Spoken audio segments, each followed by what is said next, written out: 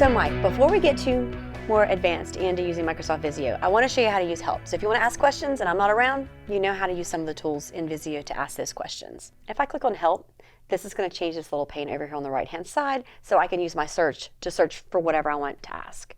One thing that's really nice is we have this What's New option.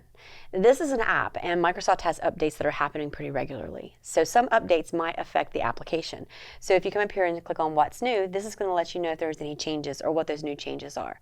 Like for example, we've got some new stencils and shapes for Azure. So it's just giving us a heads up on say, hey, this is something that's been added for us. Now what normally happens is you're working in your document and you're like, I wonder what this does, or I wonder what that does. So for example, if I come over here to my Home tab, and I'm going to use one of these dialog box launchers for my paragraph group.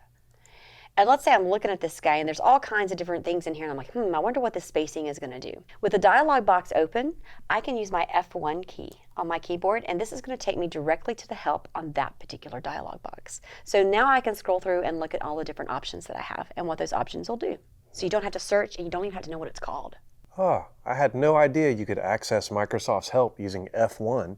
So another option we have is this tell me what you want to do up here at the top. And if I click in there, I can type, so let's say I want to look at something about connectors. So as I start to type, it opens up my suggestions. So add one connector to the page. If I click on that option, this actually turns the connector tool on for me, so I don't have to come back and select that. And now, when I move my mouse over my symbols, that connection's already on. Normally what I have to do, if I turn on the connector tool, I've got to come back up here and click on the pointer tool to turn it off.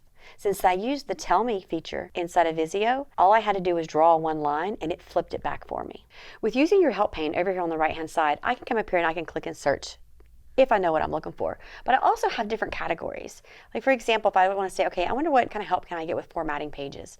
If I click that link, it's going to drill down a little bit and give me some additional links. So you may not know exactly what you're looking for, but this help panel over here on the right hand side will allow you to be able to click different links to kind of drill down to look and see what you might want to add to your page.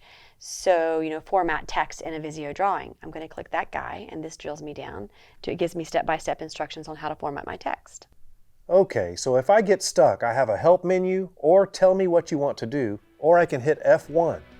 Yeah, that's right.